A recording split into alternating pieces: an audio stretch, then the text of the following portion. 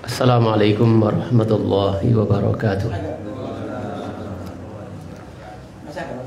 Innal hamdalillah nahmaduhu wa nasta'inuhu wa nastaghfiruh wa na'udzu billahi min shururi anfusina wa sayyiati a'malina.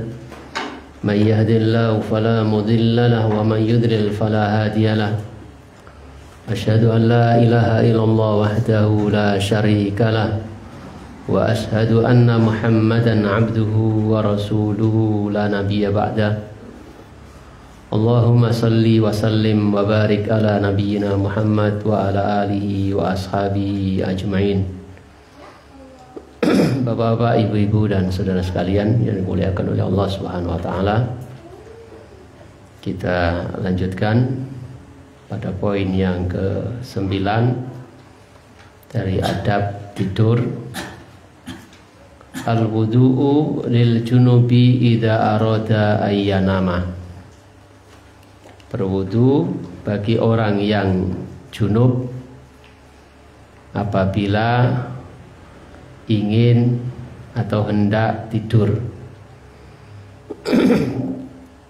Jadi wudu lil junubi bagi orang yang dalam kondisi junub, artinya kondisi yang mengharuskan dia mandi besar untuk menghilangkan hadasnya.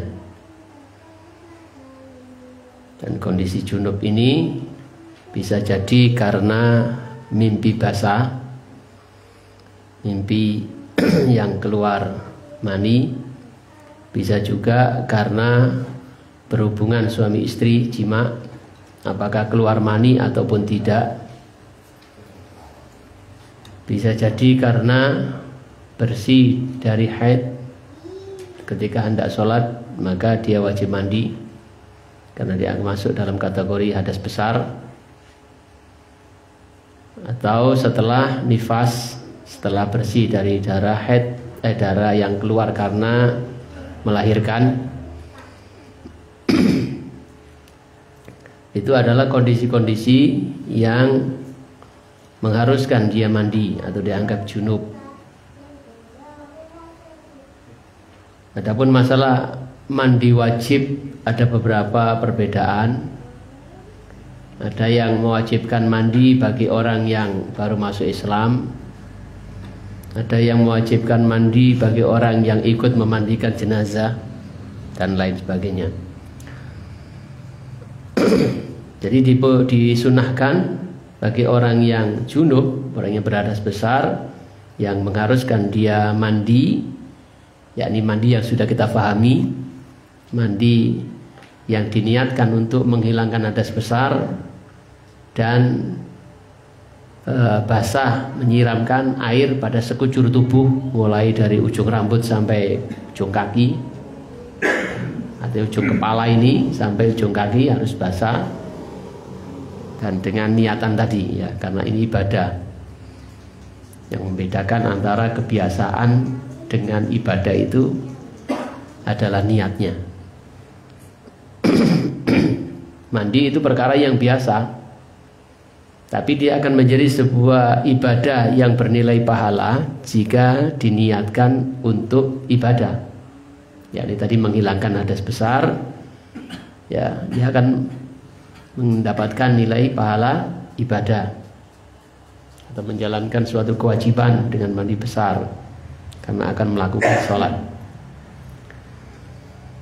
Fa fi sahihaini an Aisyah radhiyallahu anha qalat. Fa fi sahihaini, dan disebutkan di dalam Sahih Bukhari dan Muslim dari Aisyah radhiyallahu anha Ummul Mukminin. Qalat, ia berkata, kana Nabiyyu sallallahu alaihi wasallam, adalah Nabi sallallahu alaihi wasallam, apabila arada dia ingin, beliau ingin ayyanama, untuk tidur, wa huwa junubun, sementara beliau dalam kondisi junub, ghasala farjahu, beliau mencuci kemaluannya, wa tawaddu'a lis-sholati, dan berwudu untuk sholat. Jadi wudu seperti wudu ketika hendak melakukan sholat. Ini adalah keutamaan atau barokah dari istri-istri Nabi Shallallahu Alaihi Wasallam, di mana orang luar tidak mengetahui apa yang dilakukan oleh Nabi Shallallahu Alaihi Wasallam ketika berada di dalam rumahnya, melainkan keluarganya, istrinya. Maka di sini adalah barokah dari istri Nabi. Di antara hikmah kenapa istrinya Nabi itu banyak, agar Islam ini bisa disampaikan dengan sempurna, dengan jelas, dengan banyak jalan. Nah, Aisyah radhiyallahu anha, salah satu istri Nabi, menceritakan jika Nabi SAW hendak tidur sementara beliau dalam kondisi junub, kondisi yang mengharuskan dia mandi besar, maka beliau tidak langsung mandi. Kadang-kadang langsung mandi, kadang-kadang wudu dulu baru tidur. Dia mencuci kemaluannya yang habis dipakai itu, kemudian berwudu seperti wudu mau sholat, baru tidur. Ini adalah salah satu petunjuk untuk kita sekalian dari Nabi kita Muhammad Sallallahu Alaihi Wasallam. Fa fi sahihaini aidan, dan disebutkan di dalam Sahih Bukhari dan Muslim juga, anna Umar bin Al-Khattab radhiyallahu an, bahwasanya Umar bin Khattab radhiyallahu an sa'ala Rasulullah sallallahu alaihi wasallam, beliau bertanya kepada Rasulullah sallallahu alaihi wasallam, ayarqudu ahaduna wa huwa junubun, apakah kita tidur, apakah salah satu ayarqudu, apakah tidur ahaduna, salah satu dari kami, wa huwa junubun, sementara dia dalam kondisi junub. Artinya apakah boleh salah satu dari kita ini tidur padahal dia kondisinya junub? Qala, Nabi menjawab, na'am, iya. Idza tawaddaa ahadukum falyarqud, apabila salah satu dari kalian itu berwudu, falyarqud, maka hendaknya dia tidur, wa huwa junubun, dan dia dalam kondisi junub. Artinya orang yang junub dianggap bersih, dianggap suci itu ketika mandi besar. Maka wudu saja itu tidak mencukupi. Maka Nabi mengatakan wa huwa junubun, dia dalam kondisi junub, tapi ada kesunahan yang dia bisa lakukan sebelum tidur, yaitu mandi, yaitu berwudu. Wudu seperti wudu kita mau sholat itu. Dan bukan hanya junub kan gitu. Ketika dalam kondisi suci pun kita disunahkan untuk berwudu sebelum kita tidur. Ya, berwudu. Jadi jangan terus ngomong, oh rapi sholat kok ada wudu barang toh. Nah, nggak usah gitu. Itu kan yang belum pernah belajar, ya belum pernah tahu hadisnya. Dikiranya wudu itu hanya untuk ketika mau sholat saja. Apa tuh mas sampean nih? Oh rapi sholatnya kok wudu barang gitu kan? Ya kan habis main sama kamu. Gitu. Nah, Nabi itu menyuruh untuk wudu, kalaupun tidak mandi maka wudu. Maka dalam kondisi orang junub sebelum tidur ini, kalau dia mandi sebelum tidur, maka ini yang paling sempurna. Ya, ini paling sempurna. Artinya hadasnya sudah terangkat dengan mandi itu. Kewajiban mandi, membersihkan hadas besarnya itu sudah terangkat. Makanya ini yang sempurna. Sebelum tidur dalam kondisi junub mandi dulu. Atau yang kedua, yang di bawahnya junub wudu, ya sebelum tidur dia wudu. Maka ini sunnah karena memperingan dari junub. Biasanya kalau wudu itu kan untuk menghilangkan hadas kecil, ya, menghilangkan hadas kecil. Tapi hadasnya besar, hadas, maka dia berwudu. Ini untuk memperingan. Maka kondisinya ini di bawahnya, ya, dapat nilai pahala. Yang ketiga, orang yang junub nggak wudu langsung tidur, ya orang oleh ganjaran popo, walaupun itu boleh saja. Tapi dia tidur dalam keadaan yang memang tidak 100% bersih. suci gitu. Maka boleh kita berwudu sebelum kita tidur walaupun belum mandi. Kok aras-arasan atas bengi-bengi si suain Arab subuh-subuh ben seger gitu menjelang subuh. Boleh. Atau langsung mandi. Langsung ngadu saya tidak suka mertua. Jadi malam-malam terus langsung mandi, enggak apa-apa. Malah itu yang lebih bagus. Kemudian poin yang ke-10. Adamun naumi 'alal batni. Tidak tidur di atas perutnya. Tidak tidur tengkurap. Nah, ini pun salah satu perkara yang dituntunkan di dalam agama kita. Inilah agama kita, agama yang mulia, agama yang lengkap. Sampai bagaimana kita tidur saja itu diatur sehingga kita mendapatkan kebaikan dan pahala jika kita melakukannya. Walaupun ini perkara yang biasa kita lakukan, namanya orang hidup pasti ada tidurnya, ada istirahatnya dengan tidur. Tapi tidur kita bisa bernilai ibadah, mendapatkan pahala jika kita lakukan sesuai dengan adab-adab yang diajarkan dalam Islam. Kita lakukan kesunahan-kesunahan yang diajarkan oleh Rasulullah SAW. Inilah kebaikan Allah Subhanahu wa Ta'ala.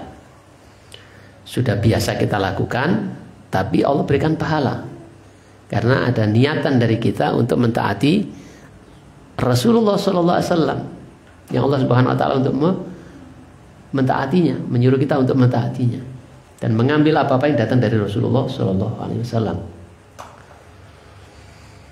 Rawat Tirmidzi bisanadin hasanin. Imam Tirmidzi meriwayatkan dengan sanad yang hasan. An Abi Hurairah radhiyallahu anhu qol. Dari Abu Hurairah radhiyallahu an ia berkata, Ra'a Rasulullah sallallahu alaihi wasallam rajulan muttaji'an ala batnihi. Ra'a pernah melihat Rasulullah sallallahu alaihi wasallam rajulan, seorang laki-laki. Rasulullah sallallahu alaihi wasallam ra'a pernah melihat rajulan, seorang laki-laki. Muttaji'an ala batnihi, dia berbaring di atas perutnya, artinya dia tidur tengkurap. Faqala, lalu beliau sallallahu alaihi wasallam bersabda, inna hadhihi dhaj'atun la yuhibbuhallahu.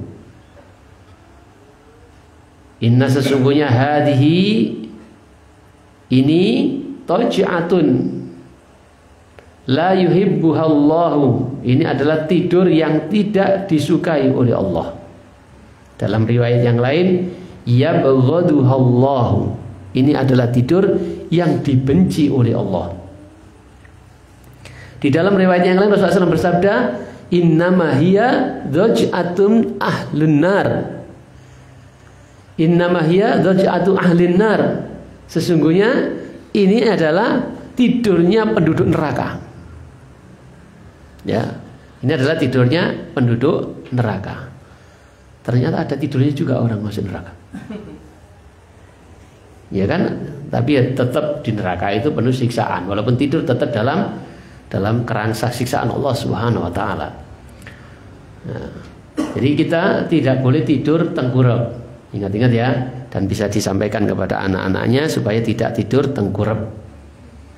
Satu, karena kita ingin membiasakan anak-anak kita untuk taat kepada Allah dan Rasulnya. Di mana Rasulullah SAW melarang kita tidur tengkurap dengan berbagai redaksi bahasanya tadi. Ini tidurnya penduduk neraka, ini tidur yang dibenci oleh Allah, ini tidur yang tidak disukai oleh Allah Subhanahu wa Ta'ala. Intinya itu adalah kalimat yang melarang kita melakukan demikian itu. Jadi ini kita ajarkan anak-anak atau teman-teman kita atau saudara kita, kita nasihatkan kepada mereka agar tidak tidur tengkurap. Satu, dalam rangka membiasakan diri untuk mentaati Allah dan Rasulnya. Yang kedua, kita ingin mengharapkan pahala dari Allah Subhanahu wa Ta'ala. Yang ketiga, yang dilarang oleh Rasulullah, pasti perkara itu tidak baik. Ya, pasti perkara itu tidak baik. Silakan dicari apa ketidakbaikannya tidur tengkurap. insya Allah akan kita ketahui oleh para ahli-ahli tentang pertiduran, ahli-ahli kesehatan. Jadi tujuan dari kesehatan tidur tengkurap itu manfaatnya apa? Yang ada adalah manfaatnya adalah keburukan, bukan manfaat ya. Membuat tulang belakang tegang. Di antaranya membuat tulang belakang kita itu menjadi tegang. Ya, tidak rileks. Padahal butuhnya istirahat mau tegang. Jadi tangi-tangi kaku kabeh atau gimana gitu, enggak enak kabeh gitu. Kadang-kadang orang tidur itu ketika tidur itu enak, bangunnya itu seger gitu, enak gitu. Semangat, hilang capeknya. Ada yang tidur tangi turu tambah capek, tambah loro kabeh awake. Nah, mungkin ada yang salah. Ya. Ada yang salah dalam posisi tidurnya. Dan tidur tengkurap itu juga bisa menjadikan leher kita sakit. Ya, leher kita sakit. Selain itu berbahaya bagi ibu hamil tentunya. Hamil turun tengkurap ya jelas bahaya kan. Nah, ya, apalagi yang sudah besar. Wong bagi yang tidak hamil saja cukup berbahaya ya, karena dada kita ini tertekan, otomatis suplai udara, nafas kita ini akan terganggu. Ya, akan terganggu. Selain itu leher ini juga bisa menjadi kaku karena nggak bisa tidur begini, pasti miring begini. Ya, karena mungkin kalau sudah gini terus tangi-tangi cetengreng. Nah, gitu. Intinya apa yang dilarang oleh agama ini pasti perkara itu tidak baik untuk kita lakukan. Ya, jadi itu poin-poin kenapa kita mempelajari ini dan kita berusaha untuk mengamalkannya ya, membiasakan kita untuk taat kepada Allah dan Rasulnya. Kita ingin beribadah kepada Allah Subhanahu wa taala dengan berharap pahalanya dengan melakukan adab-adab yang diajarkan oleh Rasulullah. Dan yang ketiga tentu saja kita ingin menghindari bahaya, karena apa yang dilarang oleh agama pasti itu bahaya dan tidak baik untuk kita. Apalagi disebutkan oleh Rasulullah SAW itu secara dunia, secara akhirat ya bahaya juga, karena Allah murka kepadanya, dimurkai oleh Allah Subhanahu wa taala, dibenci oleh Allah Subhanahu wa taala. Allah tidak menyukainya. Padahal kita selalu beribadah, melakukan apa saja dan mengucapkan apa saja karena ingin dicintai oleh Allah Subhanahu wa taala. Ya, karena amal kita saja tidak cukup untuk mendapatkan surga. Apalagi ganteng kita nggak cukup untuk mendapatkan surga. Makanya kita belajar dan kita mengamalkannya dan kita niatkan untuk meraih kecintaan dan keridhaan Allah Subhanahu wa taala. Ya, selain untuk mendapatkan surga agar kita dimasukkan ke dalam surga. Karena amal kita saja tidak cukup untuk mendapatkan surga. Kita mendapatkan surga karena kasih sayang Allah Subhanahu wa taala, karena ridho Allah Subhanahu wa taala, karena cintanya Allah kepada kita sehingga kita dimasukkan surga. Bukan karena ibadah kita. Surga itu mahal. Ibadah wae aras-arasen. Salat yang wajib, ibadah utama yang harus kita lakukan, yang membedakan kita dengan orang-orang kafir. Salat. Itu aja kalau ada adzan aja enggak segera kita datang. Dalam sehari jamaahnya saja bisa dihitung, paling maghrib isya, subuh kelewat. Ya, kadang-kadang maghrib bisa subuh bisa terlaksana dengan berjamaah. Duhur asarnya ijo nok tambak, ijo nok laut kan. Gitu. Belum lagi nggak sempurna, nggak dapat takbirnya imam, datangnya terlambat lah, inilah gitu. Nggak bisa semaksimal mungkin bisa kita raih. Itu sholat sunnah, ya kadang-kadang.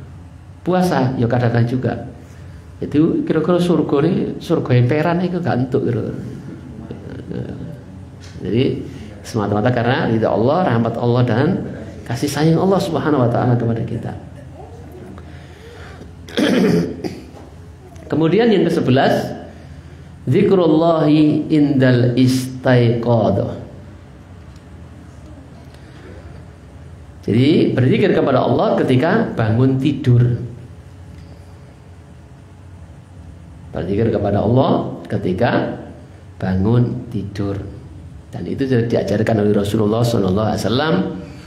Zikirnya, ya, zikirnya sudah diajarkan oleh Rasulullah SAW. Dan sebaik-baiknya adalah kita mengikutinya, bukan bikin yang baru, menambah-nambahinya atau mengurang-uranginya. Cukup dari Rasulullah SAW. Dan Rasulullah SAW mengajarkan banyak macamnya. Tinggal kita pilih ya mana yang kita suka, syukur-syukur bisa mengamalkan semuanya. Sehari ini zikir ini, besok zikir ini, besok zikir ini, dan seterusnya. Ini akan lebih menjaga syariat Allah Subhanahu wa taala. Rawal Bukhari an Ubadah bin Samit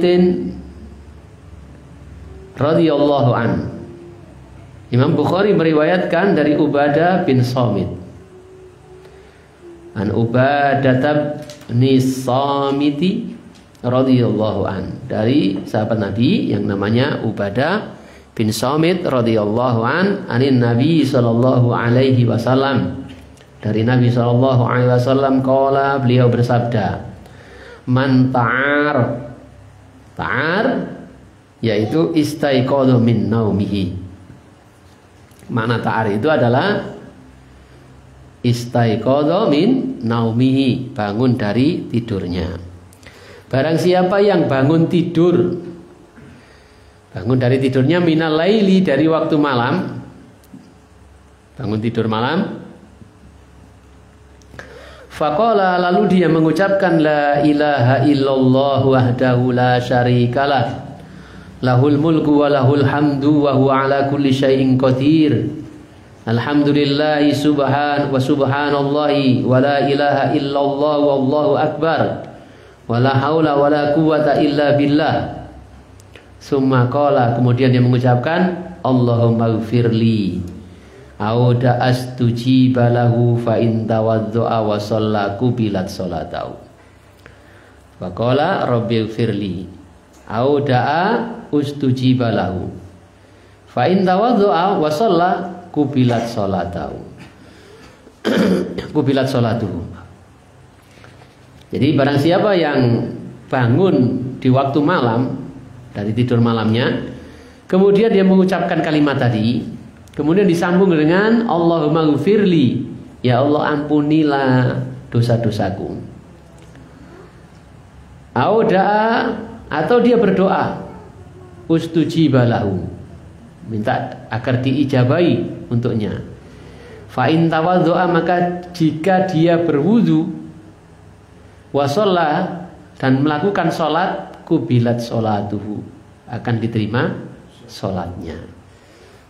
Jadi termasuk rahasia yang disampaikan Rasulullah Shallallahu Alaihi Wasallam. Jika kita bisa melakukan demikian, maka akan mendapatkan yang demikian. Ini adalah salah satu bacaan atau zikir yang diajarkan Rasulullah Shallallahu Alaihi Wasallam. Ada bacaan atau doa zikir yang lainnya seperti yang umum kita baca, alhamdulillahilladzi ahyana ba'dama amatana wa ilaihin nusyur, atau alhamdulillahilladzi afani fi jasadi wa radda alayya ruhi wa adinali bidzikri, seperti dalam riwayat Imam Tirmidzi, yang artinya segala puji bagi Allah yang telah menyehatkan jasadku dan mengembalikan ruhku dan mengizinkan aku untuk mengingatnya. Di dalam riwayat Imam Bukhari juga disebutkan alhamdulillahilladzi ahyana ba'dama amatana wa ilaihin nusyur, yang umum kita baca itu riwayat Bukhari. Jadi banyak zikir-zikir yang bisa kita baca setelah tidur.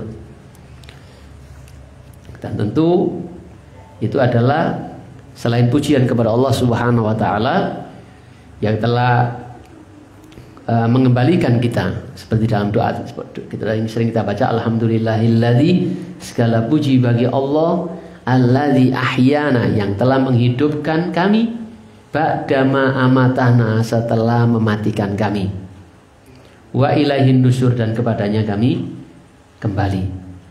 Ini pujian, alhamdulillah, segala puji, kita memuji Allah Subhanahu wa taala yang kembali menghidupkan kita setelah kematian kita. Jadi tidur itu digambarkan sebagai kematian, dimasukkan dalam kategori mati, tapi mati suri, ya, mati yang tidak sesungguhnya. Nah, tidak ada yang bisa membangunkan kecuali Allah Subhanahu wa taala. Maka ketika Allah Subhanahu wa taala membangunkan kita, ya, kita bersyukur kepada Allah Subhanahu wa taala. Ternyata bangunnya masih di dunia, bukan bangunnya di di kuburan ditangani malaikat, man rabbuka. Makanya wa ilaihi nusyur, dan kepadanya semua akan dibangkitkan.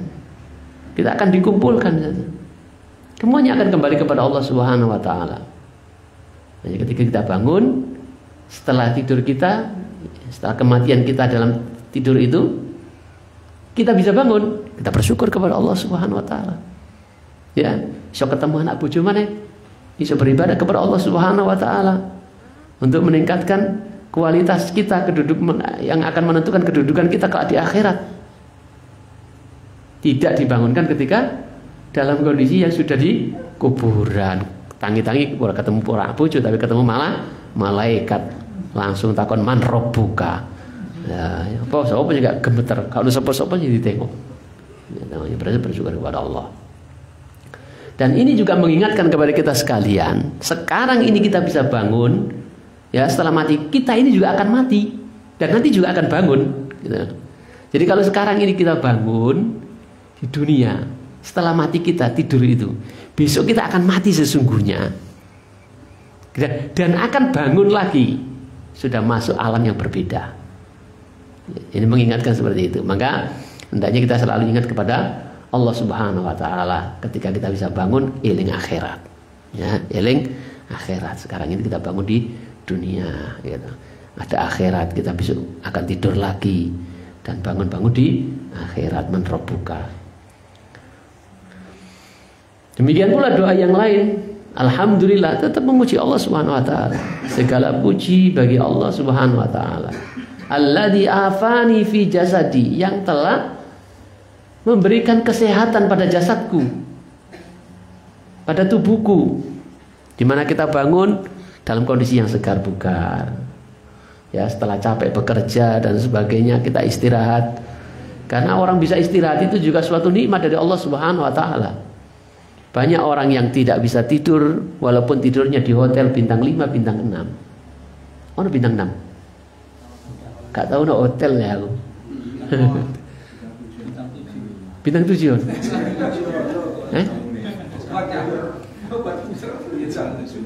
Jadi walaupun tidur di bintang 7 tadi, tetap cari ono. Oh, ada juga bintang 9.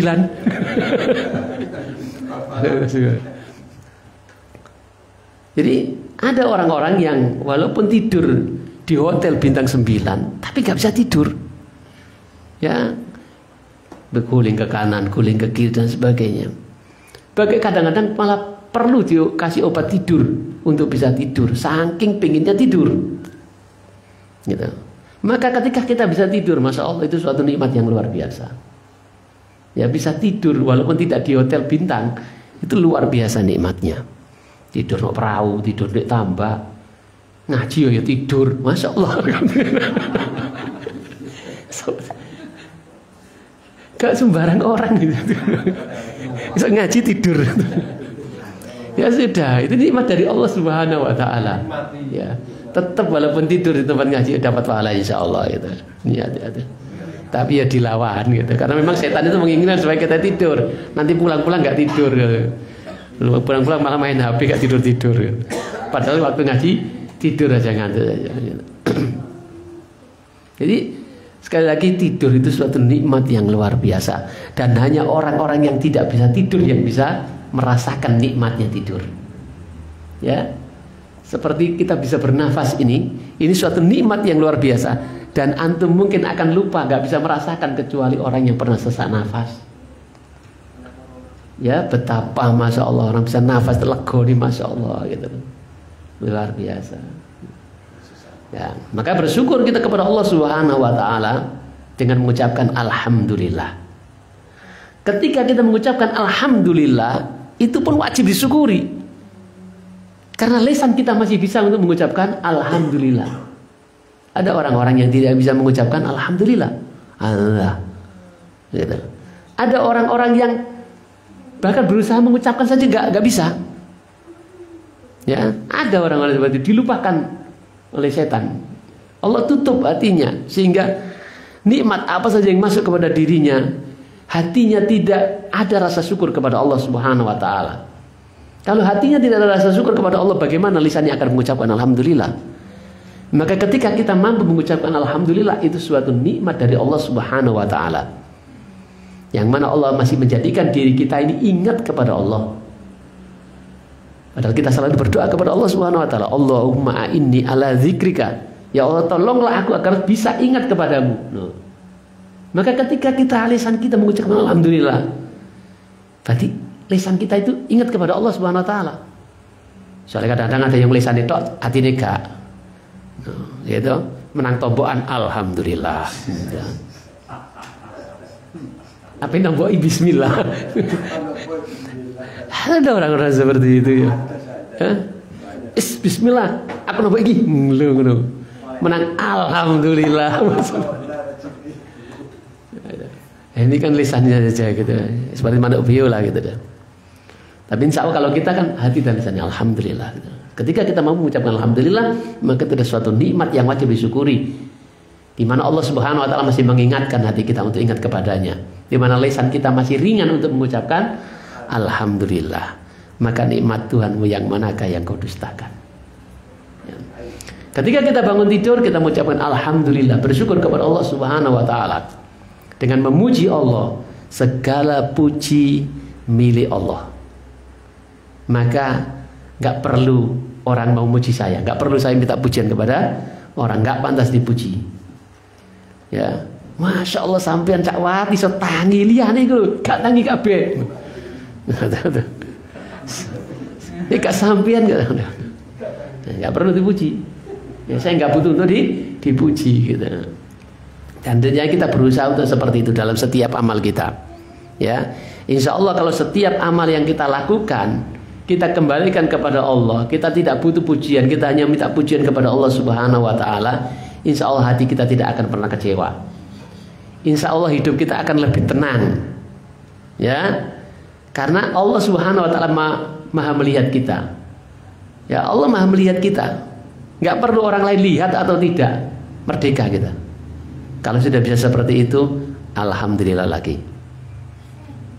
Kita berusaha seperti itu, ya. Kita harus berusaha seperti itu. Hati itu selalu berbolak-balik, tidak bisa kita ingkari.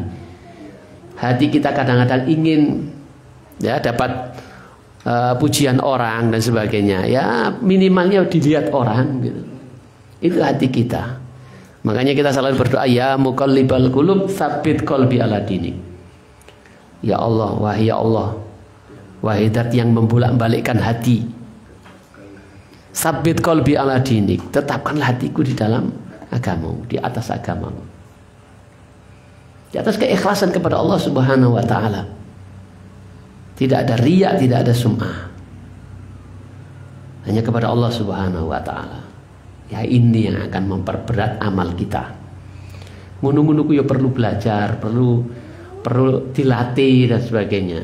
Ya, perlu ngaji supaya ada saling mengingatkan seperti ini. Bukan hanya yang mengingatkan, kita juga ingatkan merasa seperti itu, gitu. Mendapatkan siraman dari apa yang kita baca, kita sampaikan, gitu. Ya. Jadi ketika bangun tidur kita mengucapkan alhamdulillah, bersyukur kepada Allah Subhanahu wa taala. Alladzi afani fi jasadi, yang telah menyehatkan aku, menyehatkan jasadku, ya, memberikan kesehatan pada jasadku, sehingga bangun dalam keadaan yang enak, tidak sakit, kembali bugar. Waradda alayya ruhi, dan mengembalikan kepadaku ruhku. Kalau kembalikan ruh kita menjadi hidup lagi untuk beribadah kepada Allah Subhanahu wa taala, menjalankan kewajiban kita, ya, menjalankan misi kita, tujuan kita hidup di dunia ini untuk beribadah dan mengabdi kepada Allah Subhanahu wa taala saja. Wa adzina li bi dzikri, dan mengizinkan aku mengingatnya. Ingatnya, karena orang bangun tidur nggak selalu bisa ingat kepada Allah Subhanahu wa taala. Tangi-tangi turu sing dieling ngipine. Sopo mbok ayu nih temen. Wah, masa iku calon bojoku ngono Mas Anto. Ngipi kok sampean kok nyoto nek sing dieling ngono iku. Bukan memuji Allah Subhanahu wa taala. Ya. Ikhwani wa akhwati billah rahimani wa rahimakumullah. Ini akhir dari bab adab sebelum tidur. Ya, dilanjutkan atau dicukupkan, Pak Sultan? Cukupkan saja. Ben judulnya pas. Ya, gitu.